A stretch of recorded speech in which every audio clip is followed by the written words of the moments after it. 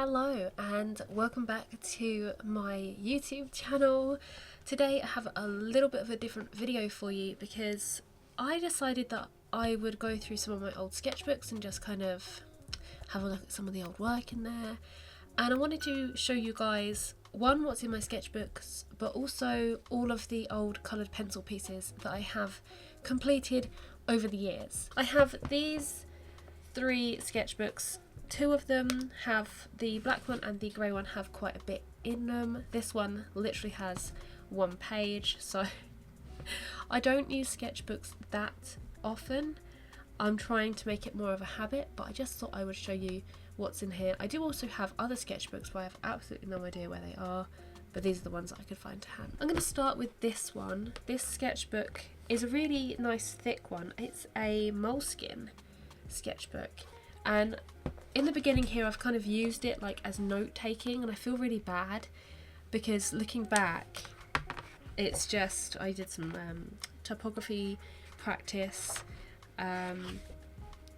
some sketching, and then I've just kind of used it for notes and I feel really bad about it because I'm like, oh, this is a sketchbook, this is a really nice sketchbook, I should have been using it for something other than notes.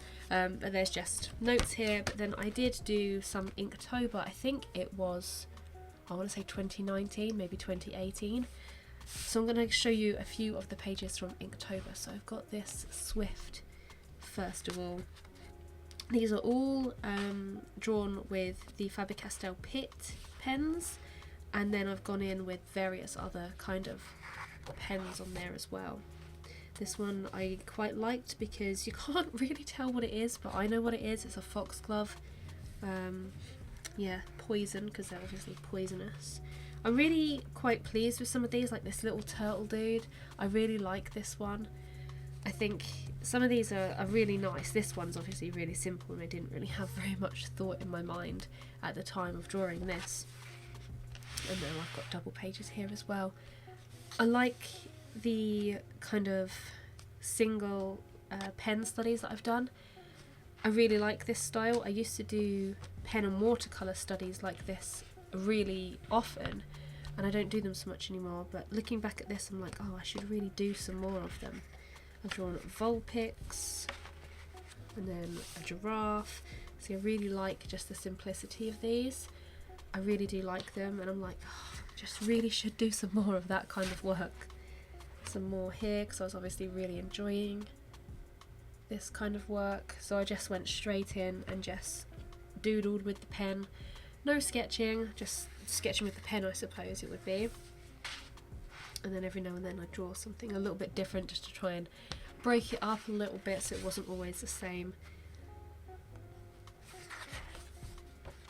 And then that was all I did for Inktober. And then I went into this. I think this is a mixed media of pen and pencil, and then I've tried something like really soft and watercolory and subtle with a background. Not my favourite, but it was something different. I think you can see that better a little bit. And I think that's it for this sketchbook. This poor old sketchbook. It's half used and I probably won't use the rest of it again, and yeah, that's it for that one. Then you've got this ring bound one, which has quite, not flimsy paper, but it's quite thin. And this is all I've drawn, but I really like this. I forget what I used on this. I think it was for an Art Snacks box. I think this came with an Art Snacks or something like that, and yeah, there was a load of pens in there, and I've just used them to do this rainbow Lorikeet, which I really love. I really like him. I think he's quite cool. Then we've got the sketchbook that I have used the most, and I've been using this one recently as well. So in here I started to do a Skillshare class on how to draw animals without a reference photo. So I was trying to draw this tiger and learning like how to position shapes and stuff to get the correct positioning of the head and everything. So some ear studies, and then kind of drawing the shapes to get everything, you know, drawing a foot and making like little circles around it. I've got a video on this actually. I'll link it in the description below if you're interested to see my learning process on this when following the Skillshare course. But I really quite like the tiger or the lion profile that I've drawn here. I really was quite chuffed with that, and these ones as well. So these were all without a reference photo. Obviously I was using the Skillshare video as an example to try and kind of get this particular positioning of the head and everything, but no reference photo used. And then I've dived into this, whatever you could call this death unicorn. Again, I didn't really use a reference photo for this. I kind of combined a horse that I'd drawn previously, and then I did Google horse skulls and just kind of added in bits and bobs here and there. But yeah, that was kind of me trying to be a little bit more imaginative. And then I got some new gouache and I drew this, or painted this apple, just painting and trying things out. I was trying like quite a, I don't know, impressionistic style there, I think. And then I also tried out a bit more of like a watery gouache and just tried this toadstool. And then I was finding reference photos for my jellyfish, the jellyfish painting and the collab, which I'll also link in the description below, that I did with Sarah Newbury. And I was trying to find different paint combinations to try and make this really nice iridescent jellyfish. So I've used this sketchbook mainly to try and kind of get a lot of effects and see what they kind of create. And like you can see, these ones are kind of sparkly and these ones are like iridescent and stuff, and just trying out a few different techniques and everything, trying to think what I was going to go for. I ended up going for the acrylic paint, and I've still got the painting on my wall. So I'll link the description below so that you can see that. And then these were just playing with the Faber-Castell like crayon-y stick things that you can mix with water. I really quite liked them, and I didn't like them at the time, but looking back I really like the effect. It's like really kind of illustrative. I really quite like that actually. Just lots of different paint effects and just trying different things in this sketchbook. Not really much sketching, it was more trying materials. But then we get to, again, I played with some gouache, just some trying to loosen up. I always paint the same things, I've realised. When I'm trying to loosen up, it's always a duck or broccoli. And then these are just random things that are sitting on my desk here. And then this is what I painted the other day. This was from my trip to the Lake District, to Ullswater, last summer. I'm really pleased with the outcome of this. I used a very limited palette of blue, yellow and something else, some white obviously, a little bit of black and a little bit of red I think. So I just tried to create like a nice cohesive look, and this was with gouache as well, the Caran d'Ache gouache set that you can buy. And then I've just tried to do some more sketching, so I decided to sit down one evening and sketch my cats, but kind of make it a little bit more cartoony. I'm drawing from a lot of other kind of illustrators that I follow on YouTube as well, and just trying to find an illustrative style that I really like, and colour combinations, so just trying out different colours, and yeah, just writing down and journaling some of my thoughts. So I obviously did like these two which are more cartoony, and then I've kind of tried to draw a little bit more realistically, so I drew his eye, and then he was kind of falling off my husband's lap, so I just kind of drew him, and it says, I'm falling. And I just wrote this little thing because it made sense, because that's absolutely cats. Yeah, and this was one that I started but didn't finish. I've got a little ladybird house in my garden, and I wanted to draw it and try and do some like nice illustrative leaves and ladybirds and things, but I need to finish that one. But that was like I was really feeling it when I was sitting out in the garden, so I need to get back in that zone to finish this one. I've got lots of this sketchbook left, and this is a really nice sketchbook. This is one that was gifted to me by one of the guys that animates Where's Wally, because where I used to work he used to come in and have his car fixed, so he gifted this for me one Christmas, and it's a mark hurled for the Tate, and it's a really, really nice sketchbook. I love it. So I will be using this one more often. I will be creating more YouTube videos where I am using this and doing stuff in this, because that's kind of a way forward that I would like to go. I also painted this yesterday. I have no idea what it is. I just drew something and then I added colour, and I was trying to kind of represent a feeling or an emotion. So if you could tell me what you feel this represents, that would be fantastic. But I've got another video coming on this that will explain the process in a little bit more of like a talky thing. This is the big boy.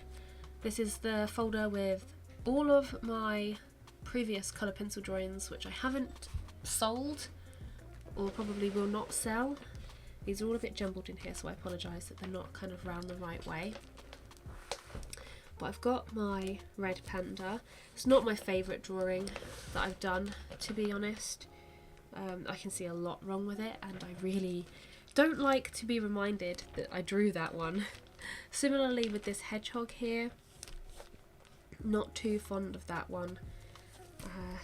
Yeah, those two we'll just forget about those. So we've got like little sections of fur, all of the little things that I've added to my fur library, dog nose, classic, and just different things that I've done with coloured pencils that I've made tutorials on that I just can't bring myself to throw away.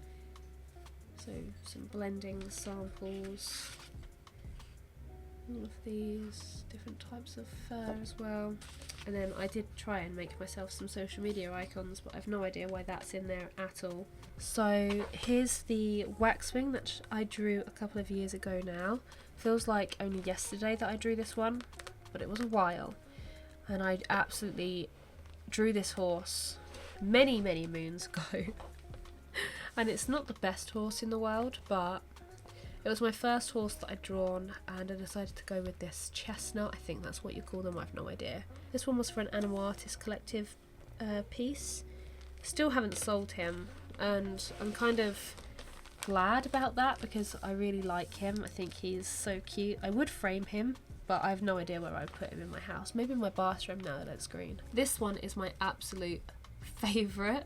This was the piece that I did with the Arteza coloured pencils. It lives in here because I'm so scared that it's going to go funny coloured, or the colours are going to just leach out of it from the sun.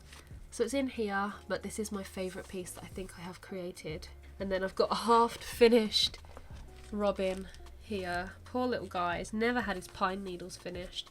This was for a tutorial as well. I did the tutorial on the pine needles and was like, and then you can just finish off the pine needles, and then I never finished the pine needles myself. These two, this is the rainbow boa. I love this one because you've got like all of these different colours through here. It was a really good tutorial to make actually. I want to see more people do this one because I really love it. And then we've got the badger as well, which was another favourite from students too. This is the betta fish that I finished not too long ago. And also in here I've just got some more like little things that I've drawn and little samples. I've also got a bunch of outlines as well on this side for pieces that need to be drawn. Haven't quite got around to doing those yet though. I've got a tulip which I've drawn. I drew it for just to put on a card for Mother's Day, just as a quick thing, and it's not the best thing that I've drawn again, but it was good for the card at the time. So I've got like the really tiny eye studies. This is my cat Whisper. I've got this holly and berries, which is many years old now. Tiger nose, some feathers, really like those ones. My ladybird, which was for another Animal Artist Collective piece. Elephant eye, another dog nose, got floating around in there. These eyes, which I don't know when these were drawn, but I think it was 2017 maybe. It's one of the first tutorials that I made for Patreon. I've got an eagle eye as well, and the tonal cat eye, which I love. I love this one. Then in here I've got this deer. Again, not my most favourite piece. I wanted to attempt something larger rather than doing it on a really small scale, because I wanted to do the whole deer rather than just the head, which is what I usually do. So I decided to do the whole deer, but on a little bit of a larger scale, but it still wasn't quite big enough to get all of the detail in that I wanted, so I kind of wish that I went a little bit bigger on that one. I also drew Rumi from Rumi Official, my kind of first human portrait that I decided to draw on the Strathmore toned tan paper because I thought it would be better to use for a human portrait. It's not terrible, but it's not fantastic. But it's not bad for like one of my first human portrait attempts. Here I've got an unfinished piece. A lot of you have been on at me for finishing this because there's only a tiny amount to do, but these feathers are just so intricate and fiddly and everything, and yeah, I should really get around to finishing that because I feel like it would be quite a nice piece. On this side I've just got my colour mixing scale for a YouTube video that I did not too long ago. I'll link that one below for you guys because I think this is a really good exercise, and I love the like look. I feel like that would make like a nice print. Am I just weird for thinking that? But I feel like that would make a nice print for like a kitchen or something. On this one I've got the bear, which I've done recently, and also the red river hog, which was also an Animal Artist Collective piece. I've got my recent lemur, which I did the background with pen pastels and everything. Love this guy. And also the bee on echinacea, which again was another tutorial, which really loved doing that one. We've got our little tiny harvest mouse just sitting here on his own.